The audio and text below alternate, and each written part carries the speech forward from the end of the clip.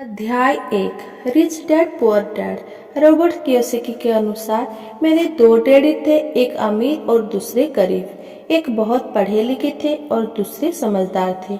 वे PhD थे और उन्होंने अपने 4 साल के अंडर ग्रेजुएट कार्य को 2 साल से भी कम समय में कर लिया था।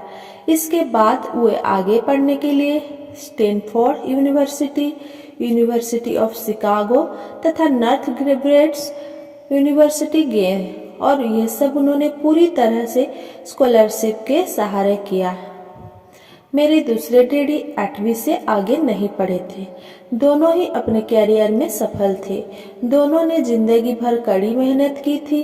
दोनों ने ही काफी पैसा कमाया था, परंतु उनमें से एक पूरी जिंदगी पैसे के लिए परेशान होता रहा। दूसरा हवाई के सबसे अमीर व्यक्तियों में से एक बन गया।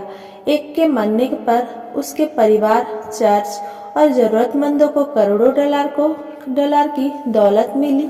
दूसरा अपने पीछे कर्ज छोड़कर मरा। मेरे दोनों डैडी इरादे के पक्के, चमत्कारी और प्रभावशाली थे। दोनों ने मुझे सलाह दी, परंतु उनकी सलाह एक सी नहीं थी। दोनों ही शिक्षा पर बहुत जोर देते थे, परंतु उनके द्वारा सुझाए गए पढ़ाई के विषय अलग अलग थे।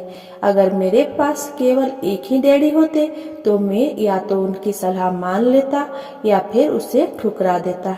चूंकि सलाह देने वाले दो थे, इसलिए मेरे पास दो विरोधाभासी विचार होते थे, एक अमीर आदमी का और दूसरा गरीब आदमी का। किसी भी एक विचार को सीधे सीधे मान लेने या सामान्य के बजाय मैं उनकी सलाह पर काफी सोचा करता था, उनकी तुलना करता था, फिर खुद के लिए फैसला किया करता था। समस्या ये थी कि अमीर डैडी अभी अमीर नहीं थे और गरीब डैडी अभी गरीब नहीं थे। दोनों ही अपने कैरियर शुरू कर रहे थे और दोनों ही दौलत तथा परिवार के लिए मेहनत कर रहे थे, परंतु पैसे के बारे में दोनों के विचार और नजरिया एकदम अलग थे। उदाहरण के तौर पर एक डैडी कहते थे, पैसे का मोह भी सभी बुराइयों की जड़ है, जबकि दूसरे डैडी कहा करते थे, पैसे की कमी ही सभी बुराइयों की जड़ है।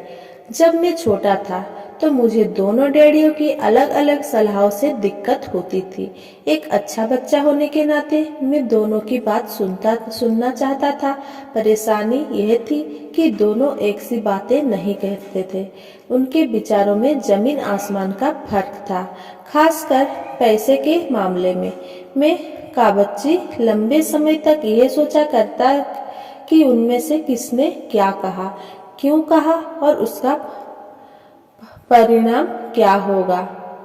मेरा बहुत सा समय सोच विचार में ही गुजर जाता था। मैं खुद से बार बार इस तरह के सवाल पूछा करता, उन्होंने ऐसा क्यों कहा, और फिर दूसरे डैडी की कही हुई बातें के बारे में भी इसी तरह के सवाल पूछता। काश मैं ये बोल सकता, हाँ वे बिल्कुल सही है, मैं उनकी बातों से पूरी तरह सहमत हूँ, या यह कहकर मैं सीधे उनकी बात ठुकरा सकता, बुढ़े को यह नहीं पता कि वो क्या कह रहा है। चूंकि दोनों ही मुझे प्यारे थे, इसीलिए मुझे खुद के लिए सोचने पर मजबूर होना पड़ा। इस तरह सोचना मेरी आदत बन गई है, जो मैं आगे चलकर मेरे लिए बहुत फायदेमंद साबित हुई। अगर मैं एक तरह से ही सोच पाता तो यह मेरे लिए इतना फायदेमंद नहीं होता। धन दौलत का विषय स्कूल में नहीं बल्कि घर पर पढ़ाया जाता है। शायद इसीलिए अमीर लोग और ज्यादा अमीर होते जाते हैं, जबकि गरीब और ज्यादा गरीब होते जाते हैं, और मध्य वर्ग कर्ज में डूबा रहता है। हम में से ज्यादातर लोग पैसे के बारे में अपने माता पिता से सीखते हैं। कई गरीब पिता अपने बच्चे को पैसे के बारे में क्या सिखा सकता है? वो सिर्फ इतना ही कह सकता है, स्कूल जाओ और मेहनत से पढ़ो। हो सकता है वो बच्चा अच्छे नंबर से कॉलेज की पढ़ाई शुरू कर ले, फिर भी पैसे के मामले में उसकी मानसिकता और उसका सोचने का ढंग एक गरीब आदमी जैसा ही बना रहेगा। ये सब उसके तब सीखा था जब वो छोटा बच्चा था। धन का विषय स्कूल में नहीं पढ़ाया जाता। स्कूल में शैक्षणिक और व्यावसायिक निपुणताओं पर जोर दिया जाता है, न कि धन संबंधी निपुणता पर। इससे यह साफ हो जाता है कि जिन स्मार्ट बैंकर्स, डॉक्टर्स और अकाउंटेंट्स के स्कूल में अच्छे नंबर आते हैं, वे जिंदगी भर पैसे के लिए संघर्ष क्यों करते हैं। हमारे देश पर जो भारी कर्ज लदा हुआ है, वो काफी हद तक उन उच्च शिक्षित राजनेताओं और सरकारी अधिकारियों के कारण है, जो आर्थिक नीतियां बनाते हैं। और मजे की बात यह है कि वे धन के बारे में बहुत कम जानते हैं। मैं अक्सर नई सदी में आने वाली समस्याओं के बारे में सोचता हूँ। तब क्या होगा जब हमारे पास ऐसे करोड़ों लोग होंगे जिन्हें आर्थिक और चिकित्सकीय मदद की जरूरत होगी। धन संबंधी मदद के लिए या तो वे अपने परिवार पर या फिर सरकार पर निर्भर होंगे। क्या होगा जब मेडिकेयर और सोशल सिक्योरिटी के पास का पैसा खत्म हो जाएगा। किस तरह कोई देश तरक्की कर पाएगा अगर पैसे के बारे में पढ़ाई की जिम्मेदारी माता पिता के ऊपर छोड़ दी जाएगी, जिनमें से ज्यादातर गरीब है या गरीब होंगे। चूंकि मेरे पास में 2 प्रभावशाली डैडी थे, इसीलिए मैंने दोनों से ही सीखा। मुझे दोनों की सलाह पर सोचना पड़ता था। इस तरह से सोचते सोचते मैंने यह भी जान लिया कि किस व्यक्ति के विचार उसकी जिंदगी पर कितना जबरदस्त प्रभाव डाल सकते हैं। उदाहरण के तौर पर एक डैडी को यह कहने की आदत थी, मैं इसे नहीं खरीद सकता। दूसरे डैडी इन शब्दों को इस्तेमाल से चिढ़ते थे। वे जोर देकर कहा करते थे कि मुझे इसके बजाय यह कहना चाहिए, मैं इसे कैसे खरीद सकता हूँ। पहला वाक्य नकारात्मक है और दूसरा प्रश्नवाचक। एक में बात खत्म हो जाती है और दूसरे में आप सोचने के लिए मजबूर हो जाते हैं। मेरे जल्द ही अमीर बनने वाले डैडी ने मुझे समझाया कि जब हम कहते हैं मैं इसे नहीं खरीद सकता, तो हमारा दिमाग काम करना बंद कर देता है। इसके बजाय जब हम ये सवाल पूछते हैं, मैं इसे कैसे खरीद सकता हूँ, तो हमारा दिमाग काम करने लगता है। उनका ये मतलब नहीं था कि आपका जिस चीज पर दिल आ जाए उसे खरीद ही ले। वे लगभग दीवानगी की हद तक अपने दिमाग को कसरत करवाना चाहते थे, क्योंकि उनके ख्याल में दिमाग दुनिया का सबसे ताकतवर कंप्यूटर है। मेरा दिमाग हर रोज तेज होता जाता है क्योंकि मैं इसकी कसरत करता रहता हूँ। यह जितना तेज होता जाता है, मैं इसकी मदद से उतना ही ज्यादा पैसा कमा सकता हूँ। उनका मानना था कि मैं इसे नहीं खरीद सकता कहना दिमागी आलस की पहचान है। हालांकि दोनों ही डैडी अपने काम में कड़ी मेहनत करते थे, परंतु मैंने देखा कि पैसे के मामले में एक डैडी की आदत ये थी कि वह अपने दिमाग को सुला देते थे और दूसरे डैडी अपने दिमाग को लगातार कसरत करवाते रहते थे। इसका दीर्घकालीन परिणाम ये हुआ कि एक डैडी आर्थिक रूप से बहुत अमीर होते चले गए, जबकि दूसरे डैडी लगातार कमजोर होते गए। इसे इस तरह से समझे कि एक व्यक्ति हर रोज कसरत करने के लिए जिम जाता था, जबकि दूसरा व्यक्ति अपने सोफे पर बैठकर टीवी देखता रहता था। शरीर की सही कसरत से आप ज्यादा तंदुरुस्त हो सकते हैं और दिमाग की सही कसरत से आप ज्यादा अमीर हो सकते हैं। आलस्य से स्वास्थ्य और धन दोनों का नुकसान होता है। मेरे दोनों डैडियों के विचारधारा में जमीन आसमान का अंतर था। एक डैडी की सोच थी कि अमीर को ज्यादा टैक्स देना चाहिए ताकि बेचारे गरीब को ज्यादा फायदे मिल सके, जबकि दूसरे डैडी कहते थे टैक्स उन लोगों को सजा देता है जो उत्पादन करते हैं और उन लोगों को इनाम देता है जो उत्पादन नहीं करते। एक डैडी सिखाते थे मेहनत से पढ़ो ताकि तुम्हें किसी अच्छी कंपनी में नौकरी मिल जाए, जबकि दूसरे डैडी की सीख यह थी मेहनत से पढ़ो ताकि तुम्हें किसी अच्छी कंपनी को खरीदने का मौका मिल जाए। एक डैडी कहते थे मैं इसीलिए अमीर नहीं हूँ क्योंकि मुझे बाल बच्चों को पालना पड़ता है। दूसरे डैडी कहते थे, मुझे इसलिए अमीर बनना है क्योंकि मुझे बाल बच्चों को पालना है। एक डैडी डिनर की टेबल पर पैसों और बिजनेस के बारे में बात करने के लिए हमेशा प्रोत्साहित करते थे। दूसरा डैडी भोजन करते समय पैसे की बातें करने के लिए मना करते थे। एक का कहना था, जहां पैसे का सवाल हो सुरक्षित कदम उठाओ, खतरा मत उठाओ। दूसरे का कहना था, खतरे को सामना करना सीखो। एक का मानना था, हमारा घर ही हमारा सबसे बड़ा निवेश और हमारी सबसे बड़ी संपत्ति है। दूसरों को मानना था, मेरा घर मेरा दायित्व है और अगर आपका घर आपकी नजर में आपका सबसे बड़ा निवेश है तो आप गलत हैं।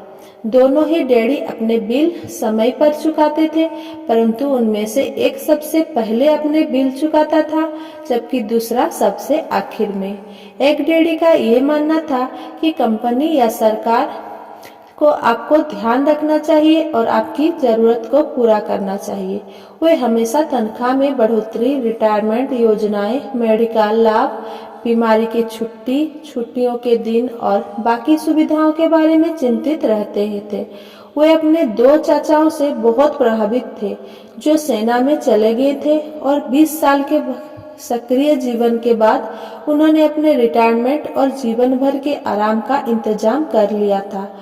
वे मेडिकल लाभ के विचार को पसंद करते थे और सेना द्वारा अपने रिटायर्ड कर्मचारियों को दी जा रही सुविधाओं को भी तारीफ करते थे। उन्हें विश्वविद्यालय का टेन्योर सिस्टम भी काफी पसंद था। कई बार नौकरी से आजीवन मिल रही सुरक्षा और नौकरी के लाभ नौकरी से ज्यादा महत्वपूर्ण हो जाते हैं। वे अक्सर ये कहते थे, मैंने सरकार के लिए बहुत मेहनत से काम किया और इसीलिए बदले में मुझे वे लाभ मिलने चाहिए। दूसरे डैडी पूरी तरह से आर्थिक स्वावलंबन में विश्वास करते थे। वे सुविधा भोगी मानसिकता के विरोध थे। वे ये मानते थे कि इस तरह की मानसिकता लोगों को कमजोर और आर्थिक रूप से जरूरतमंद बनाती है। उनका दृढ़ विश्वास था कि आदमी को आर्थिक रूप से सक्षम होना चाहिए। एक डैडी कुछ डॉलर बचाने के लिए प्रमोशन परेशान रहे। दूसरे डैडी एक के बाद एक निवेश करते रहे। एक डैडी ने मुझे बताया कि अच्छी नौकरी तलाशने के लिए अच्छा सा बायोडाटा कैसे लिखा जाए। दूसरे ने मुझे ये सिखाया कि कैसे मजबूत व्यावसायिक और वित्तीय योजनाएं लिखी जाए जिससे मैं नौकरियां दे सकूं। 2 प्रभावशाली डैडियों के साथ रहने के कारण मुझे ये विश्लेषण करने का मौका मिला कि उनके विचारों का उनका जीवन पर कितना प्रभाव हो रहा है। मैंने पाया कि दरअसल लोग अपने विचारों से ही अपने जीवन को दिशा देते हैं। उदाहरण के तौर पर मेरे गरीब डैडी हमेशा कहा करते थे, मैं कभी अमीर नहीं बन पाऊंगा और उनकी ये भविष्यवाणी सही साबित हुई। दूसरी तरफ मेरे अमीर डैडी हमेशा खुद को अमीर समझते थे। वो इस तरह की बातें करते थे, मैं अमीर हूँ और लोग ऐसा नहीं करते। एक बड़े आर्थिक झटके के बाद जब मैं दिवालियन की कगार पर थे तब भी वे खुद को अमीर आदमी ही कहते रहे। वे अपने समर्थन में ये कहते थे, गरीब होने और पैसा ना होने में फर्क होता है। पैसा पास में ना होना अस्थायी होता है जबकि गरीब स्थायी है। मेरे गरीब डैडी यह भी कहते थे, मेरे पैसे में कोई रुचि नहीं है या पैसा महत्वपूर्ण नहीं है। मेरे अमीर डैडी हमेशा कहते थे, पैसे में बहुत ताकत है। हो सकता है हमारे विचार की ताकत को कभी भी मापा ना जा सके या फिर उन्हें पूरी तरह से समझा ना जा सके। फिर भी बचपन में ही मैं ये समझ गया था कि हमें अपने विचारों पर ध्यान देना चाहिए और अपने अभिव्यक्ति पर भी। मैंने देखा कि मेरे गरीब डैडी इसीलिए गरीब नहीं थे क्योंकि वे कम कमाते थे, बल्कि इसीलिए गरीब थे क्योंकि उनके विचार और काम गरीबों की तरह थे। 2 डैडी होने के कारण बचपन से ही मैं इस बारे में बहुत सावधान हो चला था कि मैं किस तरह की विचारधारा अपनाऊं, मैं किसकी बात मानूं, अपनी अमीर डैडी की या अपने गरीब डैडी की। हालांकि दोनों ही शिक्षा और ज्ञान को बहुत महत्वपूर्ण मानते थे, परंतु क्या सीखा जाए इस बारे में दोनों की राय अलग अलग थी। एक चाहते थे कि मैं पढ़ाई में कड़ी मेहनत करूं, डिग्री लूं और पैसे कमाने के लिए अच्छी सी नौकरी ढूंढ लूं। वे चाहते थे कि मैं एक पेशेवर अधिकारी, वकील या अकाउंटेंट बन जाऊं या एमबीए कर लूं। दूसरे डैडी मुझे प्रोत्साहित करते थे कि मैं अमीर बनने का रहस्य सीख लूं, ये समझ लूं कि पैसा किस तरह काम करता है और यह जान लूं कि इससे अपने लिए कैसे काम लिया जाता है। मैं पैसे के लिए काम नहीं करता। इन शब्दों को बार बार दोहराया करते थे। पैसा मेरे लिए काम करता है। 9 वर्ष की उम्र में मैंने यह फैसला किया कि पैसे के बारे में मैं अपने अमीर डैडी की बात मानूंगा और उनसे सीखूंगा। यह फैसला करने का मतलब था फैसला अपने गरीब डैडी की बातों पर ध्यान ना देना। हालांकि उनके पास कॉलेज की बहुत सी डिग्रियां थी जो मेरे अमीर डैडी के पास नहीं थी। रॉबर्ट फर्स्ट का सबक। रॉबर्ट फर्स्ट मेरे पसंदीदा कवि है। हालांकि मुझे उनकी बहुत सी कविताएं पसंद है, परंतु द रोड नॉट टेकन मुझे सबसे ज्यादा पसंद है। मैं इसकी शिक्षा का इस्तेमाल हर रोज करता हूँ। द रोड नॉट टेकन, वह राह जिसे चुना नहीं गया। पीले जंगल में 2 राहें बंटती थी और अफसोस कि मुझे एक को चुनना था और मैं अकेला पथिक खड़ा रहा देर तक, यह देखते हुए कि यह राह कहाँ तक जाती है, झुरमुटे में मुड़ने के पहले। फिर मैंने दूसरी राह चुनी, उतनी ही सुंदर और शायद बेहतर भी, क्योंकि वहाँ घास ज्यादा थी और कम लोग गुजरे। हालांकि लोगों के गुजरने से वहाँ भी उतना ही नुकसान हुआ था और दोनों ही उस समय बराबर थी। पत्तियों पर काले कदम नहीं थे और मैंने पहली को अगले दिन के लिए रखा, पर यह जानते हुए कि किस तरह रास्ते निकलते हैं, मुझे शक था कि मैं अब कभी लौटूंगा। मैं आह भर कर यह कहूँगा, आज से सदियों बाद शायद एक जंगल में 2 राहें बढ़ती थी और मैंने कम चली हुई राह को चुना और इसी बात से सारा फर्क पड़ा। बहुत समय गुजर चुका है, पर मैं अब भी अक्सर रॉबर्ट फर्स्ट की कविता पर चिंतन करता रहता हूँ। पैसे के बारे में अपने पढ़े लिखे डैडी के सलाह और नजरियों को ना सुनने का मेरा फैसला दुखद था, परंतु यह एक ऐसा फैसला था जिससे मेरी जिंदगी की दिशा तय कर दी। एक बार मैंने यह फैसला कर लिया कि मुझे किसकी बात सुननी है, तो उसके बाद मेरी धन संबंधी शिक्षा शुरू हो गई। मेरे अमीर डैडी ने मुझे 30 साल से भी ज्यादा समय तक सिखाया, जब तक कि मेरी उम्र 39 साल नहीं हो गई और उसके बाद उन्होंने सिखाना बंद कर दिया। उन्होंने ये देख लिया था कि मैं वो सब समझ चुका हूँ जो वे मेरी मोटी बुद्धि में भरने की कोशिश कर रहे थे। पैसा एक तरह की ताकत है, परंतु इससे भी बड़ी ताकत है वित्तीय शिक्षा। पैसा तो आता और जाता रहता है, परंतु अगर आप यह जानते हैं कि पैसा किस तरह से काम करता है, तो आप ज्यादा ताकतवर हो जाते हैं और आप दौलत कमाना शुरू कर सकते हैं। केवल सकारात्मक चिंतन से ही समस्या हल नहीं हो सकती, क्योंकि ज्यादातर लोग स्कूल में पढ़ते हैं और वहाँ से वह कभी यह नहीं सीख पाते कि पैसा किस तरह से काम करता है। इसीलिए वे पैसे के लिए काम करने में अपनी सारी जिंदगी बर्बाद कर देते हैं। मेरी शिक्षा जब शुरू हुई थी तब मैं केवल 9 साल का था और इसी कारण मेरे अमीर डैडी ने मुझे जो पाठ पढ़ाए थे वे बहुत आसान थे और सारी बातें को छोड़कर विचार किए जाए तो उन्होंने मुझे 30 साल तक कुल 6 महत्वपूर्ण पाठ पढ़ाए। ये पुस्तक उन्हीं 6 पाठों के बारे में है और इसे भी उतना ही आसान बनाने की कोशिश की गई है जितना कि मेरे अमीर डैडी ने उन्हें मेरे लिए आसान बनाया था। ये 8 पाठ आपको लिए आपके लिए जवाब की तरह नहीं लिखे गए हैं, बल्कि मार्गदर्शन की तरह लिखे गए हैं। ऐसे मार्गदर्शन जो ज्यादा अमीर बनने में आपकी और आपके बच्चों की मदद करेंगे, चाहे बदलती हुई इस अनिश्चित दुनिया में कुछ भी होता रहे। सबक 1, अमीर लोग पैसे के लिए काम नहीं करते।